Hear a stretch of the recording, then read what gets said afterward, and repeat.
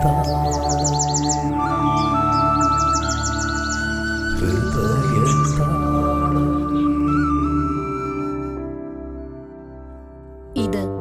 ഭാരതത്തിന്റെ പരമോന്നത നീതിപീഠമായ സുപ്രീം കോടതിയിൽ ജഡ്ജിയായിരുന്ന ജസ്റ്റിസ് കുര്യൻ ജോസഫ്. 6 വർഷം നീണ്ട സുപ്രീം കോടതിയിലെ സേവനകാലത്തിനിടയിൽ 1000-ലേറെ വിധിന്യായങ്ങൾ എഴുതിച്ചേർത്ത 10 പേരിൽ ഒരാൾ.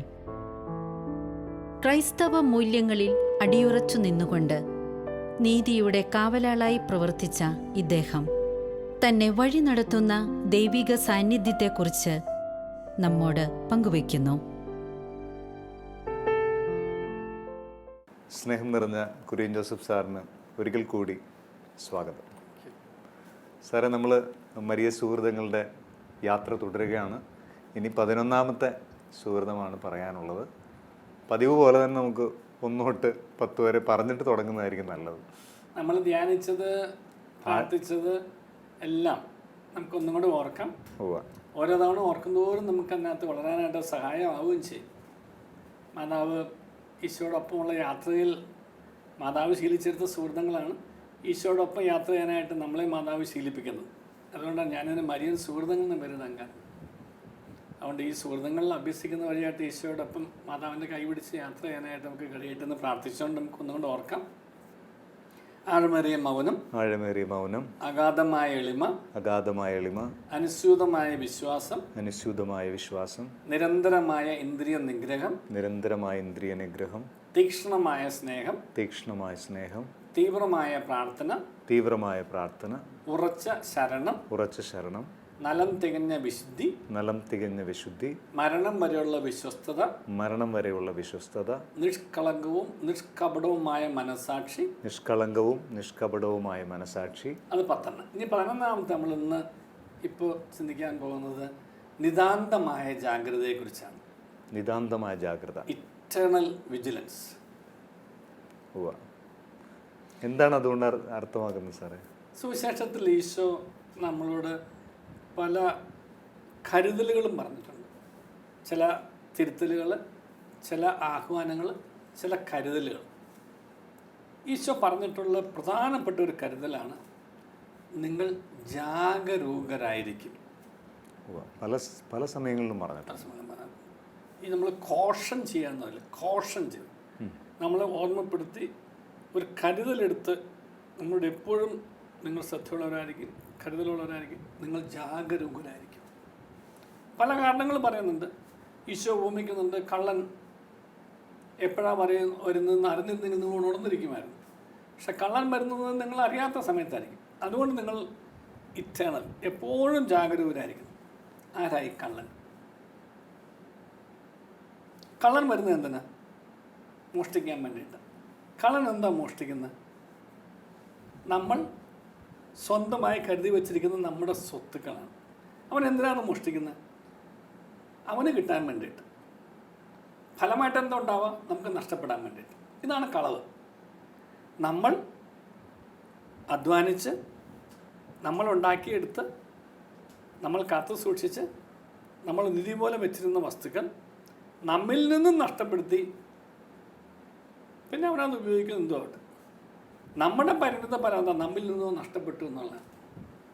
അതെപ്പോഴാണ് നമ്മൾ നഷ്ടപ്പെടുന്നത്? ഞാൻ ഉണർന്നിരിക്കുമ്പോൾ എൻ്റെ എന്തെങ്കിലും വസ്തു കവർച്ച ചെയ്യാൻ ഒരു കള്ളനാവുമോ? ഇല്ല, ആവില്ല. എന്താ ഉണർന്നിരിക്കുന്നത്? ഉണർന്നിരിക്കുക എന്ന് വെച്ചാൽ എൻ്റെ അർത്ഥം ഉറങ്ങാതിരിക്കുക എന്നല്ല. ഉറക്കം എന്താ? ഉറക്കം എന്നുള്ളത് ഒരു മയക്കമാണ്. ഞാൻ വേറെ എന്തിലോ അങ്ങ് മയങ്ങി. നമ്മൾ കിടക്കാൻ പോകുമ്പോൾ പാടുന്ന പാട്ടുണ്ട്, ഞാൻ ഉറങ്ങാൻ പോകും മുമ്പ് എന്നുണ്ട്. ഞാൻ എൻ്റെ ചിന്തയെ, ബുദ്ധിയെ, ഭാവനയെ, മനസ്സിൻ്റെ പ്രവർത്തനത്തെ ദൈവത്തിൻ്റെ കരങ്ങളിൽ ഏൽപ്പിച്ചിട്ട് എൻ്റെ ശാരീരിക വിശ്രമം ഞാൻ എടുക്കുന്നതാണ് എൻ്റെ ഉറക്കം. കൈകളിൽ ഉറങ്ങുന്നു എന്നുള്ള പാടുന്നില്ല നമ്മൾ. അത് ഈശോയെ ഏൽപ്പിച്ചിരിക്കുക. ബോണി എപ്പോഴെങ്കിലും നമ്മുടെ ഒരു ഓപ്പറേഷൻ തിയേറ്ററിൽ പോയിട്ടെന്ന് അറിയാൻ പറ്റും. നമ്മുടെ ഹാർട്ട് സർജറി ഒക്കെ നടക്കുമ്പോൾ ഒരു മെഷീന് ആ പ്രവർത്തനം, ലങ്സിൻ്റെ പ്രവർത്തനം ഏൽപ്പിച്ചിട്ടാണ് സർജറി നടക്കുന്നത് ടെക്നിക്കലായിട്ട്. അപ്പോൾ ആ സർജറി നടക്കുന്ന സമയം മുഴുവൻ ഒരു മെഷീനാണ് നമ്മുടെ ശരീരത്തിൻ്റെ ഹൃദയമിടിപ്പായിട്ട് ശ്വാസമായിട്ട് പ്രവർത്തിക്കുകയൊക്കെ ചെയ്യുന്നത്. മെഷീനുകളെ ഏൽപ്പിക്കുക. ഞാൻ ഉറങ്ങുന്ന സമയം എന്നുള്ളത് ദൈവത്തിനെ ഏൽപ്പിച്ചിട്ട് ഞാൻ അങ്ങ് സ്വസ്ഥമായിട്ടിരിക്കുന്നതാണ്. അതല്ല മയക്കം. മയക്കം എന്ന് പറയുന്നത് ഞാൻ എന്നെക്കുറിച്ചുള്ള ശ്രദ്ധയും ഞാൻ എന്നിലുള്ള ദൈവത്തിൻ്റെ സാന്നിധ്യത്തെക്കുറിച്ചുള്ള ഓർമ്മയും ഞാൻ മറക്കുന്നതാണ് മയക്കം. അതെൻ്റെ ഉണർവ് പോയി. അപ്പോൾ എന്നിലുള്ള ഉണർവ് എന്താ? എന്നിലുള്ള ദൈവാത്മാവിനോട് സഹകരിച്ച് ഞാൻ നിൽക്കുന്നതാണ് എന്നിലുള്ള ഉണർവ്. അപ്പം ഞാൻ ഉണർന്നിരിക്കുമ്പോൾ എന്നിലൊന്നും നഷ്ടപ്പെടില്ല. ഞാൻ മയങ്ങിപ്പോകുമ്പോഴാണ് എന്നിലുള്ള പലതും നഷ്ടപ്പെടും. വെറുതെ കണ്ണു തുറന്നിരിക്കുന്നത് ഒരു ഉണർവല്ല, ഒരിക്കലുമല്ല. ഇതാണ് ജാഗ്രതയും ഒരു മയക്കവും ഒക്കെ നമ്മളുടെ വ്യത്യാസം. അല്ലെങ്കിൽ ജാഗ്രതയും ഒരു ഉണർവും തമ്മിലുള്ള വ്യത്യാസം, അല്ലെങ്കിൽ ജാഗ്രതയും ഉറങ്ങാതിരിക്കും തമ്മിലുള്ള വ്യത്യാസം. ഉറങ്ങാതിരുന്നത് കൊണ്ട് ഒരാൾക്ക് ജാഗ്രത ഉണ്ടാവണമെന്നില്ല. ജാഗ്രത എന്ന് പറയുന്നത് എന്നിലുള്ള ദൈവാത്മാവിൻ്റെ സ്വരം ശ്രവിച്ച് ആ ദൈവാത്മാവിനോട് സഹകരിച്ച് ഞാൻ ജാഗ്രതയോടെ ഇരിക്കുമ്പോഴാണ്. അങ്ങനെ ഇരിക്കുന്ന ഒരു വ്യക്തിയുടെ കയ്യിൽ നിന്നും ഒന്നും മോഷ്ടിച്ചുകൊണ്ട് പോകാൻ ആർക്കും ആവില്ല. അപ്പം ഞാൻ എൻ്റെ പോക്കറ്റിൽ കൈ വെച്ചുകൊണ്ട്, പോക്കറ്റിൽ ഭദ്രമായി കൈ പിടിച്ചുകൊണ്ട് ഞാൻ എവിടെ യാത്ര ചെയ്താലും എന്തുമാത്രം തിരക്കിൽപ്പെട്ടാലും ഈ പോക്കറ്റിൽ നിന്നും ആരും ഒന്നും കൊണ്ടുപോകില്ല. പറ്റില്ല, ആർക്കും എടുക്കാൻ പറ്റില്ല. കാരണം എൻ്റെ നിക്ഷേപത്തിൽ ശ്രദ്ധയുണ്ട് എനിക്ക്. അപ്പം എന്താ എൻ്റെ നിക്ഷേപം? എൻ്റെ നിക്ഷേപം എന്നിലുള്ള ദൈവിക സാന്നിധ്യമാണ്. എന്നിലുള്ള ദൈവിക സാന്നിധ്യം. ആ ദൈവിക സാന്നിധ്യം എന്നിൽ നിന്നും മാറ്റിയാൽ സാത്താൻ അറിയാം പിന്നെ എന്നെ വളയ്ക്കാൻ, എന്നെ വലിക്കാൻ, എന്നെ തകർക്കാൻ, എന്നെ തളർത്താൻ, എന്നെ അവൻ്റേതാക്കാൻ, ദൈവത്തിൻ്റേതായ എന്നെ അവൻ്റേതാക്കി മാറ്റുന്നതാണ് ഈ കളവ്. ഈ കളവാണ് ഈ പിശാച് നടത്തുന്നത്. ദൈവമുണ്ട് എന്നുള്ളത് സത്യമാണ്, പിശാചുണ്ടെന്നുള്ളതും വസ്തുതയാണ്. ദൈവം തന്നെ നമ്മോട് പറഞ്ഞിട്ടുണ്ട്. ദേവാലയത്തിൽ പോലും അവൻ്റെ സാന്നിധ്യം ഉണ്ടാവുമെന്നാണ് പറഞ്ഞേക്കുന്നത്. കാരണം ദേവാലയത്തിൽ വെച്ച് പോലും പിശാചിനെ ദൈവം യേശു ക്രിസ്തു ബഹിഷ്കരിക്കുന്നുണ്ട്. അതെ, ബൈബിളിലും സ്വർഗീയയിടങ്ങളിൽ പോലും വർത്തിക്കുന്ന തിന്മയുടെ ദുരാത്മാക്കൾ ഉണ്ട്. അപ്പം ദുരാത്മാക്കൾ ഉണ്ട്, പ്രപഞ്ചത്തിൽ ഒരു വലിയ സത്യം തന്നെയാണ്. ഈ ദുരാത്മാക്കളുടെ പണി എന്താ? ഒരു ദൈവിക മനുഷ്യനെ അല്ലാതാക്കി മാറ്റുക. ഈ നിക്ഷേപം എടുക്കുക. അതുവഴിയായിട്ട് അവൻ ദൈവികനല്ലാതായി മാറുന്നു. അവൻ ഒരു പിശാചായിട്ട് അല്ലെങ്കിൽ ഒരു ഒരു പിശാചിൻ്റെ വലയത്തിലേക്ക് അടിമയായി മാറുന്നു. പിശാചിൻ്റെ അടിമയായി മാറുന്നു. പാപം ചെയ്യുന്നവൻ പിശാചിൻ്റെ അടിമ എന്ന് ഈശോ പറയുന്നതിൻ്റെ അർത്ഥമാണ്. അപ്പം ഈ പാപം ചെയ്യണമെന്നുണ്ടെങ്കിൽ എന്നിലുള്ള ദൈവ ആത്മാവിൻ്റെ സ്വരം സപ്രസ് ചെയ്യണം. നമ്പർ 1. എന്നിലുള്ള ദൈവിക സാന്നിധ്യ സ്മരണ അതും സപ്രസ് ചെയ്യണം. നമ്പർ 2. ഇത് രണ്ടുമാണ് കട്ടുകൊണ്ട് പോകുന്നത്. ഇത് രണ്ടും പോയാൽ പിന്നെ തീർന്നു അല്ലേ? അപ്പം ഇത് പോകാതിരിക്കാനാണ് ഈശോ പറഞ്ഞത് ജാഗ്രതയോടെ ഇരിക്കുക. ഏത് നിമിഷമാണ് ഈ പിശാചി വന്ന് നിന്നിൽ നിന്നും ഇത് മോഷ്ടിച്ചു കൊണ്ടുപോകുന്നത്? കാരണം നിന്റെ വിലപ്പെട്ട നിധി എന്ന് പറയുന്നത് ദൈവത്തിൻ്റെ ആലയമായിട്ടുള്ള നിന്നിൽ ദൈവാത്മാവിൻ്റെ ആ നിറവ്, ദൈവാത്മാവിൻ്റെ സാന്നിധ്യം നിന്നിൽ നിന്നും മോഷ്ടിച്ചുകൊണ്ട് പോവുകയും ദൈവ സാന്നിധ്യ സ്മരണയിൽ നിന്നും നിന്നെ മാറ്റുകയും ചെയ്തു. അത് മാറ്റിക്കഴിയുമ്പോൾ ഒരു മനുഷ്യന് തെറ്റ് ചെയ്യാൻ പിന്നെ ഒരു ബുദ്ധിമുട്ടുമില്ല.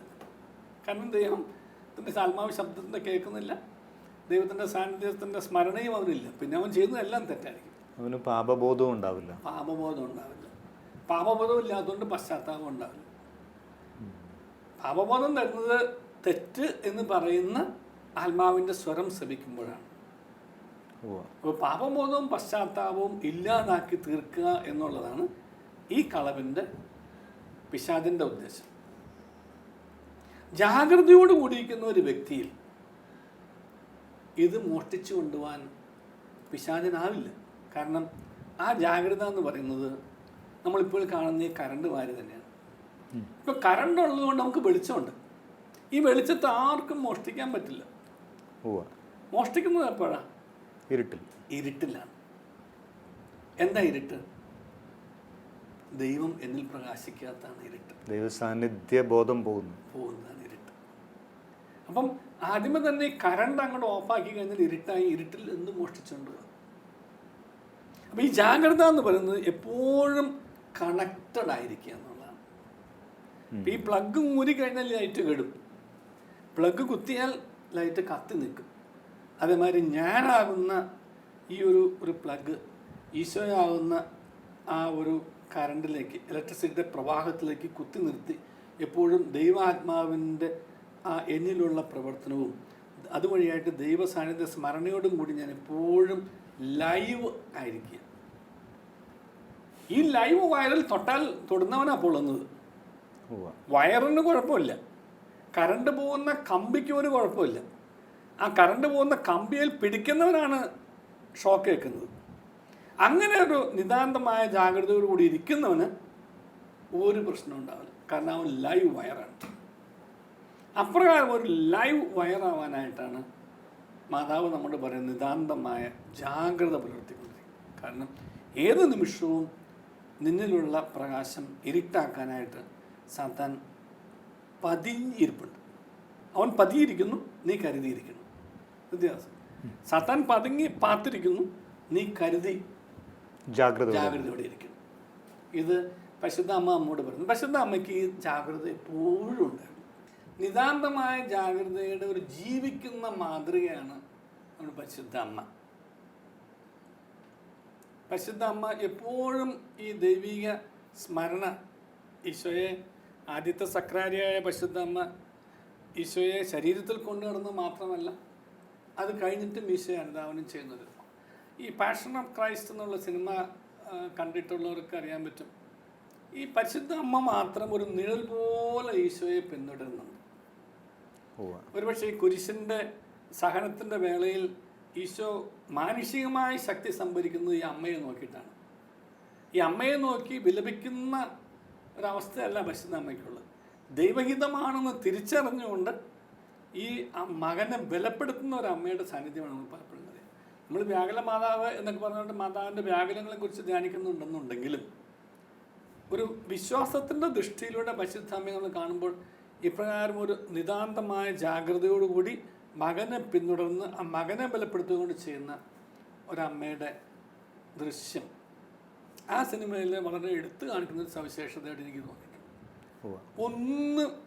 ഒന്ന് മിന്നി മറഞ്ഞു പോകുന്നൊരമ്മ എല്ലാ യാത്രയിലും. കുരിശിൽ നിന്നും താഴെ ഇറക്കാനല്ല അമ്മ നോക്കുന്നത്, കുരിശിൻ്റെ ബലി പൂർത്തിയാക്കാനായിട്ടാണ്, പിടിവിടാതിരിക്കാൻ വേണ്ടിയിട്ട്. എന്താ പിടി? നമ്മളിതിനു മുമ്പ് ഇത് സംസാരിച്ചിട്ടുള്ളതാണ്. ദൈവം എൻ്റെ കൈ പിടിച്ചിട്ടുണ്ട്, ആ ദൈവം എൻ്റെ കൈ വിടുകയുമില്ല. നിന്നെ കൈവിടാത്ത ദൈവം, എന്നെ കൈവിടാത്ത എൻ്റെ ദൈവം, അത് പരിശുദ്ധ അമ്മയുടെ ഏറ്റവും വലിയൊരു ജാഗ്രതയുടെ ഒരു അടയാളമായിരുന്നു. അതുപോലെ പരിശുദ്ധ അമ്മ മാലാഖയുടെ സ്വരം ശ്രവിക്കുന്നപ്പോഴാണ് ഇപ്പോഴും ഈ ജാഗ്രതയോടുകൂടി ഇരുന്ന സമയത്തിട്ടാണ് മാലാഖയുടെ സ്വരം ശ്രവിക്കുന്നത്. ഔസേപ്പിതാവ് എപ്പോഴാണ് ദർശനം കിട്ടുന്നത്? ജാഗ്രതയോടെ, ഉറക്കത്തിലും ഉണ്ടായിരുന്ന ഒരു ജാഗ്രതയാണ്. ഉറക്കത്തിലുള്ള, ശരിക്കും പറഞ്ഞതിൽ ഒരു നിർവചനം പറയാവുന്ന ഉറക്കത്തിലെ ഉണർവാണ് ജാഗ്രത. ഉറക്കത്തിലെ ഉണർവാണ് ജാഗ്രത. അപ്പം അപ്രകാരം ഇരുന്ന ഔസേപ്പിതാവിന് ആ ദർശനം കിട്ടി, പൂജനേതാക്കന്മാർക്ക് കിട്ടി. കാരണം അവർ ഉണർവോടെ ഇരുന്ന് ദൈവത്തിൻ്റെ സ്വരം ശ്രവിക്കാൻ പാകത്തിനുള്ളൊരു ഉണർവ്, ഒരു ജാഗ്രത അവരുടെ ഉള്ളിലുണ്ടായിരുന്നുണ്ട്. അപ്പോൾ പരിശുദ്ധാത്മ അപ്രകാരം ജാഗ്രതയോടെ ഇരുന്ന സമയത്താണ് പരിശുദ്ധാത്മാവിൻ്റെ ഒരു സാന്നിധ്യം പരിശുദ്ധാത്മയിൽ ഉണ്ടാവുകയും അതിന് മുന്നോടിയായിട്ട് മംഗളവാർത്ത സേവിക്കാനായിട്ട് മാലാഖ, ദൈവസ്വരം മാലാഖയിലൂടെ സേവിക്കാൻ സാധിച്ചതല്ല. ആ സംഭാഷണങ്ങളിൽ നമുക്കറിയാവുന്നതാണ്. തുടർന്ന് അങ്ങോട്ട് ജീവിതത്തിൻ്റെ ഒരു മേഖലയിലും യാതൊരു തരത്തിലും തൻ്റെ ഉള്ളിൽ വസിക്കുന്ന ആ ഈശോയ്ക്ക് ഒരു ബുദ്ധിമുട്ടും ഒരു കുറവും ഒരു കുഴപ്പവും വരാത്തവണ്ണം വളരെ ജാഗ്രതയോടുകൂടി ജീവിതത്തെ വിശുദ്ധവും നിർമ്മലവും ദൈവപിതാവിന് സ്വീകാര്യമായ രീതിയിൽ പരിശുദ്ധാത്മാവിൻ്റെ മണവാട്ടി എന്നുള്ള നിലയ്ക്ക് അത്രയേറെ സംശുദ്ധമായിട്ട് പരിശുദ്ധയായിട്ട് ജീവിച്ച ഒരമ്മ. അപ്പോൾ ജീവിതത്തിൻ്റെ വിശുദ്ധി നഷ്ടപ്പെടാതെ ജാഗ്രതയോടുകൂടി ഏത് നിമിഷം വിചാരത്തിലും ചിന്തയിലും പ്രവൃത്തിയിലും പ്രവർത്തനങ്ങളിലും ഇപ്രകാരം ജാഗ്രത പുലർത്തിയിരുന്ന പരിശുദ്ധ അമ്മ. ഈ നിൽക്കുന്നവൻ വീഴാതിരിക്കാൻ ശ്രദ്ധിച്ചുകൊള്ളട്ടെ എന്ന് ഓർമ്മിപ്പിക്കുന്ന ഒരു വചനഭാഗമാണ്. വചനമുണ്ട്. അതെന്തുകൊണ്ടാണ്? നിൽക്കുന്നവൻ എപ്പോൾ ഈ കൃപയിൽ നിൽക്കുന്നവൻ, ആ കൃപയുടെ ജാഗ്രത എപ്പോൾ കുറയുന്നു അവൻ വീഴും. വീഴാനുള്ള സാധ്യത എപ്പോഴും ഉണ്ട്. വീഴാനുള്ള സാധ്യത എപ്പോഴും ഉണ്ട്. ഈ ജാഗ്രത ഇല്ല എന്നുണ്ടെങ്കിൽ വീഴും. ജാഗ്രത ഇല്ലാതിരിക്കുമ്പോൾ കള്ളൻ വന്ന് കൊണ്ടുപോകുമെന്ന് പറയുന്ന കള്ളൻ തന്നെ വീഴിക്കും. വീഴുക എന്ന് പറഞ്ഞാൽ ചെരിഞ്ഞ് വീഴുക അല്ലെങ്കിൽ മറിഞ്ഞ് വീഴുക എന്ന് മാത്രമല്ല അർത്ഥം. പാപത്തിലേക്ക് വീഴുന്ന. കൃപയിൽ നിൽക്കുന്നവൻ പാപത്തിലേക്ക് വീഴാതിരിക്കാൻ ശ്രദ്ധിച്ചു കൊള്ളട്ടെ. എന്തുകൊണ്ടാണ്? ജാഗ്രതയോടെ ഇരിക്കണം. കൃപയിൽ നിൽക്കുന്നു എന്നുള്ള ആത്മീയ അഹങ്കാരമുള്ളവൻ വീണുപോകും. കൃപയിൽ നിൽക്കാനായിട്ട് ജാഗ്രതയോടുകൂടി ദൈവാത്മാവിൻ്റെ സ്വരം നിരന്തരമായി ശ്രവിച്ച്, ഞാൻ പറഞ്ഞല്ലോ പ്ലഗ് ഈ ലൈവ് ലൈനിൽ കണക്റ്റഡ് ആയിരിക്കുന്നതുപോലെ എപ്പോഴും അവിടെ കണക്റ്റഡായി ദൈവത്തോടുള്ള കണക്ഷൻ വിടാതെ സ്വരം ശ്രവിച്ച് ജീവിക്കുന്നവൻ വീഴാതിരിക്കും. എപ്പോൾ നമ്മളത് ഓഫ് ചെയ്യുന്നു അപ്പോൾ ഇരുട്ടിൽ നമ്മൾ വീഴുകയും ചെയ്യും. പാപത്തിൽ വീഴാതിരിക്കാനായിട്ടുള്ളൊരു ജാഗ്രതയാണ് നിൽക്കുന്നവൻ വീഴാതിരിക്കുന്നത്. അപ്പോൾ പരിശുദ്ധ അമ്മയെ സംബന്ധിച്ചിടത്തോളം പരിശുദ്ധ അമ്മ അതുകൊണ്ട് എന്താ ചെയ്തത്? വീഴാതിരിക്കാനായിട്ട് ചെയ്തൊരു കാര്യം കൂടെ കൂടിയുണ്ട്. ആ ഹൃദയത്തിൽ ഈശോയെ കിട്ടിയെന്ന് പറഞ്ഞുകൊണ്ട് ഈശോ കിട്ടിയ ഒരു പരിശുദ്ധ അമ്മ അവിടെ അടങ്ങി ഒതുങ്ങി ഇരിക്കുകയല്ലായിരുന്നു. ഉടനെ തന്നെ തന്നെ കൊണ്ട് ആവശ്യമുള്ള അല്ലെങ്കിൽ തൻ്റെ ഉള്ളിൽ വസിക്കുന്ന ആ ദൈവാത്മാവിൻ്റെ സാന്നിധ്യവും ദൈവാത്മാവിൻ്റെ അഭിഷേകവും ആവശ്യമുള്ള വ്യക്തിയുടെ അടുത്തേക്ക് ശുശ്രൂഷയ്ക്കായിട്ട് പോവുകയാണ് ചെയ്തത്. ദൈവാത്മാവ് പലപ്പോഴും നമ്മിൽ ജാഗ്രതക്കുറവ് മൂലം നഷ്ടപ്പെടുന്നതിൻ്റെ ഒരു കാരണം, എനിക്ക് കിട്ടിയ ദൈവാത്മാവിനെ ഞാൻ താലന്ത് വർദ്ധിപ്പിക്കുന്നവരെ വർദ്ധിപ്പിച്ച് മറ്റുള്ളവർക്ക് കൊടുക്കാതിരിക്കുമ്പോഴാണ്. ഇതൊരു വലിയ ചിന്തയാണ് പരിശുദ്ധാമ്മ നമുക്ക് തരുന്നത് ജാഗ്രതയെ സംബന്ധിച്ചുകൊണ്ട്. നഷ്ടപ്പെടാതെ ജാഗ്രതയോടെ എങ്ങും പോകാതെ കാത്തു സൂക്ഷിച്ച് മുറിയിൽ അടഞ്ഞിരിക്കാനല്ല പരിശുദ്ധാമ്മ ശ്രമിച്ചത്. ഈ ജാഗ്രത ഉണ്ട് എന്നുള്ളതിൻ്റെ അടയാളമായിട്ട് ഈ ജാഗ്രതയോടുകൂടി നമുക്ക് കിട്ടിയ ആ ഈശോയെ മറ്റുള്ളവർക്ക് പങ്കുവെക്കാനായിട്ട്, മറ്റുള്ളവർക്ക് കൊടുക്കാനായിട്ട്, മറ്റുള്ളവർക്ക് പകർന്നു കൊടുക്കാനായിട്ട്, സാന്നിധ്യം കൊണ്ട്, സാമീപ്യം കൊണ്ട്, ശുശ്രൂഷ കൊണ്ട്. ചിലപ്പോൾ നമ്മുടെ വേറൊരു സാന്നിധ്യം മതി മറ്റുള്ളവർക്ക് ആശ്വാസമാകാനായിട്ട്. എന്നാലും മോൻ വന്നല്ലോ, സന്തോഷമായി, ഒരു ആശ്വാസമായി. മോനെ ഒന്ന് കാണാൻ പറ്റിയല്ലോ. എത്രയോ പേര് നമ്മളോടൊക്കെ പറഞ്ഞു കേട്ടിട്ടുണ്ടല്ലേ? ഒരു പ്രതീക്ഷയില്ലാതിരുന്ന സമയത്ത് കാണാൻ ഉള്ളിൽ ഒട്ടേറെ ആഗ്രഹം ഉണ്ടായിരുന്ന വ്യക്തികൾ നമ്മളെ കാണാനായിട്ട് നമ്മൾ ചെല്ലുമ്പോൾ നമ്മൾ പറയുന്നതാണ് അതിൽ വന്നല്ലോ, ഒരു കണ്ട് സന്തോഷമായി, ആവശ്യം. അതൊരു ദൈവാത്മാവിൻ്റെ നിറമാണ് ആ വ്യക്തി അനുഭവിക്കുന്നത്. എന്നെ ശാരീരികമായി കണ്ടതിൻ്റെ, ബോണിയെ ശാരീരികമായി കണ്ടതിൻ്റെ ഉള്ള ഒരു സന്തോഷമൊന്നുമല്ല. അതിനേക്കാൾ കൂടുതലായിട്ട് ബോണിയുടെ സന്ദർശനത്തിലൂടെ ഒരു ദൈവാത്മാവിൻ്റെ സ്പർശനം ആ വ്യക്തിക്ക് ലഭിക്കുന്നു. അപ്പം ദർശനത്തിലൂടെ കിട്ടുന്ന ഒരു സ്പർശനം എന്ന് പറയുന്നത് ഇപ്രകാരം ജാഗ്രതയോടുകൂടി ഈ ദൈവാത്മാവിനെ കൊണ്ട് നടക്കുമ്പോഴാണ്. അല്ലെങ്കിൽ ഈ ശല്യം വന്നല്ലോ എന്ന് തോന്നുള്ളൂ. മനുഷ്യരൊന്ന് സ്വസ്ഥമായിട്ടിരിക്കാൻ തോന്നിയ സമയത്താണ് വലിയൊരു ശല്യം വന്നിരിക്കുന്നത്. അങ്ങനെയല്ല പറയാം. നിറഞ്ഞ സന്തോഷത്തോടെ പറയുന്നത് ഈ ദൈവാത്മാവിൻ്റെ സ്പർശനം കിട്ടുമ്പോഴാണ്. ഈ ദൈവാത്മാവിൻ്റെ സ്പർശനം കിട്ടണമെന്നുണ്ടെങ്കിൽ ദൈവാത്മാവ് നഷ്ടപ്പെടാതെ നിരന്തരമായ ജാഗ്രതയോടുകൂടി ദൈവാത്മാവിൻ്റെ നിമന്ത്രണങ്ങൾക്കനുസരിച്ച് തന്നെ കൊണ്ട് നടക്കുന്നവനായിരിക്കണം. തന്നെ കാത്തു സൂക്ഷിച്ച് അകത്തിരിക്കുന്നവനല്ല, തന്നെ കൊണ്ട് നടക്കുന്നവനായിരിക്കും. അങ്ങനെ കൊണ്ടു നടന്നാണ് ഈ പരിശുദ്ധാമ്മ.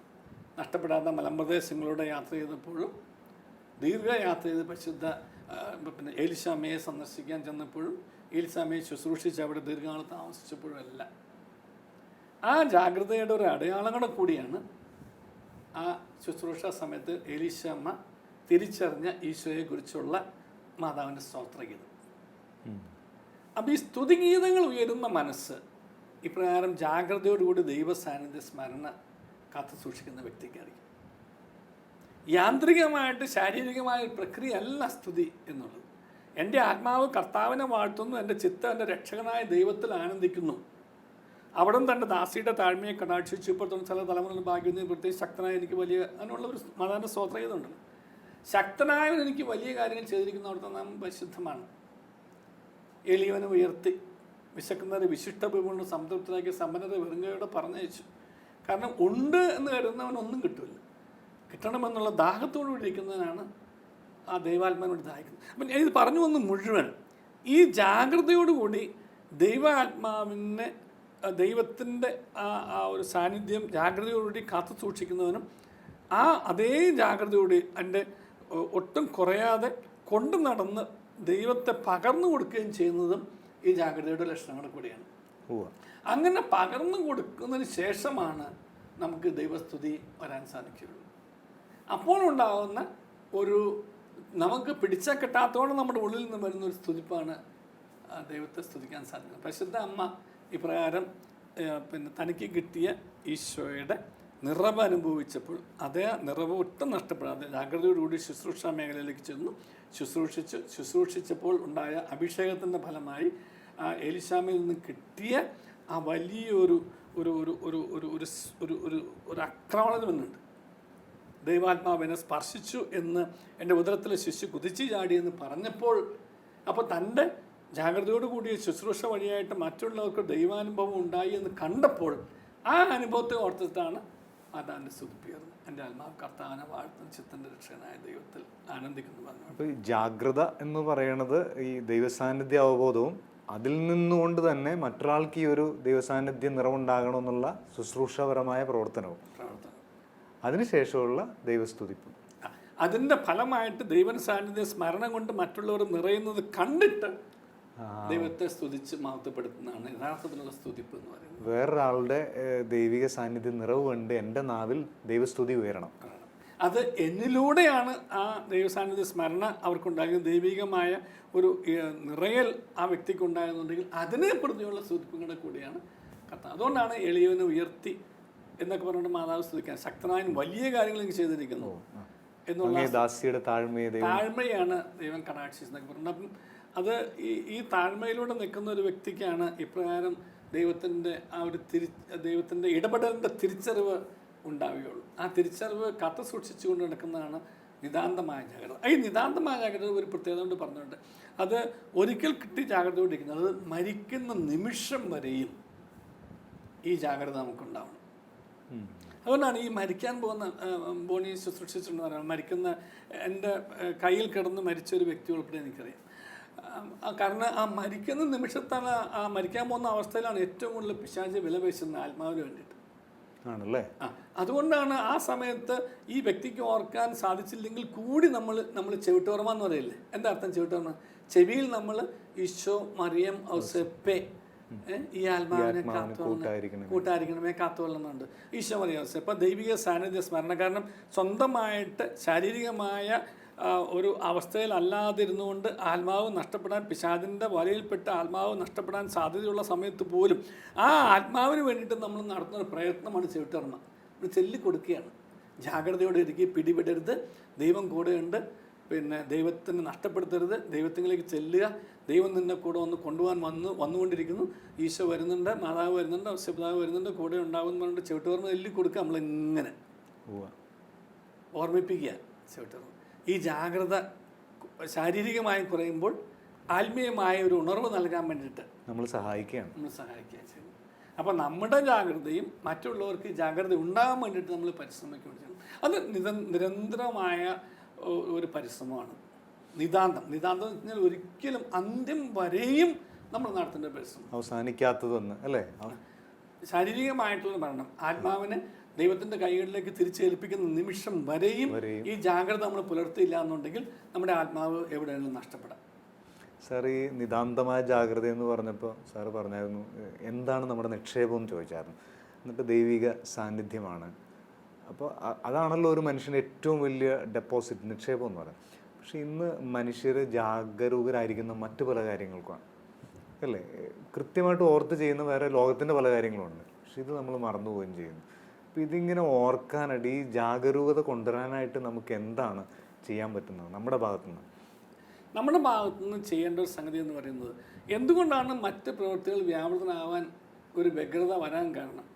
ദൈവം തന്നതുകൊണ്ടല്ലേ. അത് ശക്തനായവൻ എനിക്ക് വലിയ കാര്യങ്ങൾ ചെയ്തു എന്നുള്ളത് ആ ചെയ്തു തന്നവനെ ഓർക്കലാണ്. അതെ. ഇതുകൊണ്ടാണ് പൗലോസ് നമ്മളോട് പറയുന്നത്, പ്രാർത്ഥിക്കുമ്പോൾ എപ്പോഴും നന്ദി പറഞ്ഞ് പ്രാർത്ഥിക്കുക, സന്തോഷത്തോടെ ഇരിക്കുക, ഇടപെടാതെ 3 കാര്യങ്ങളാണ് പറയുന്നത്. അപ്പോൾ എപ്പോഴും നന്ദി പറയുന്നത് ഈ ഒരു ഏറ്റുപറച്ചിലാണ്. ശക്തനായവൻ എനിക്ക് വലിയ കാര്യങ്ങൾ ചെയ്തിരിക്കുന്നു, അവിടുത്തെ നാമം പരിശുദ്ധമാണ്.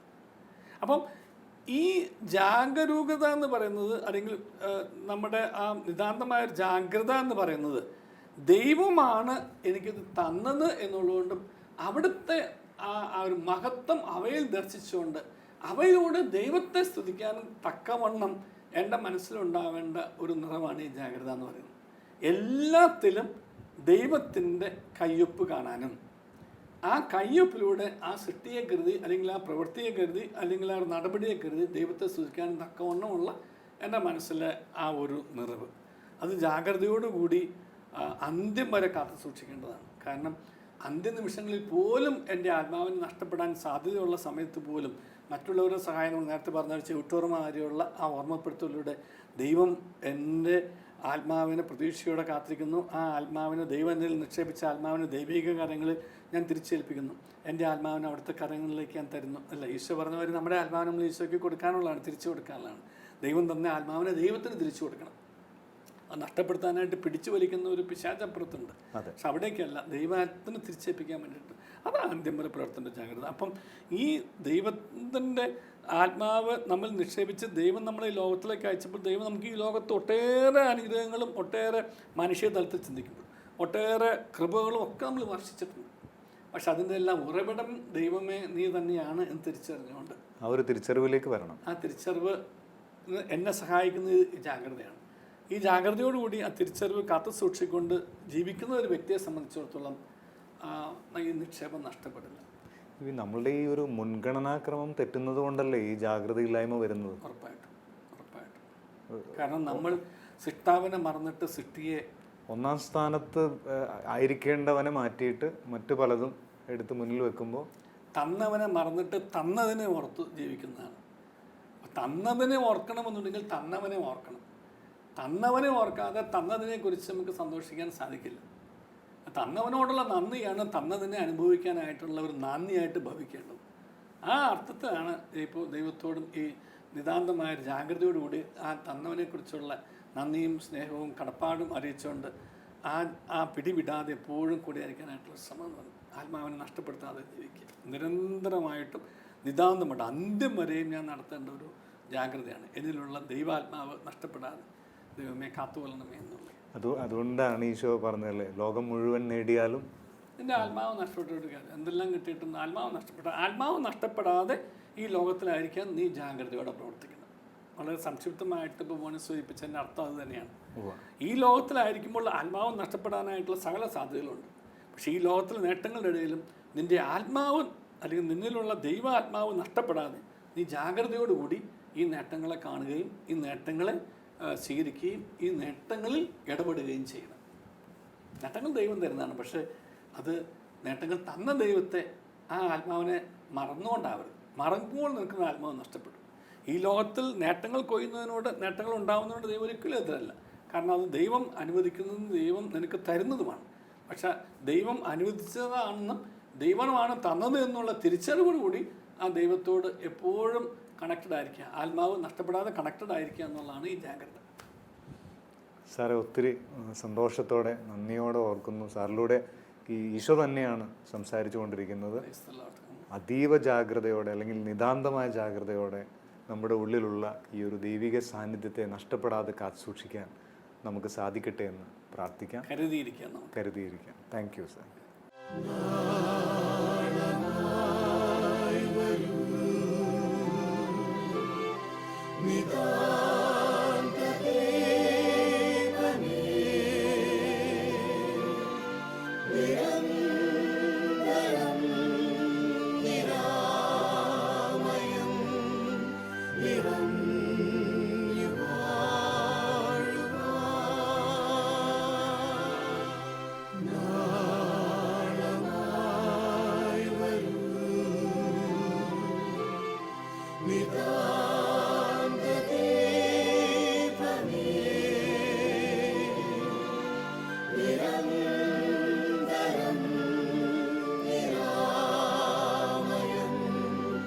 നിരാമയം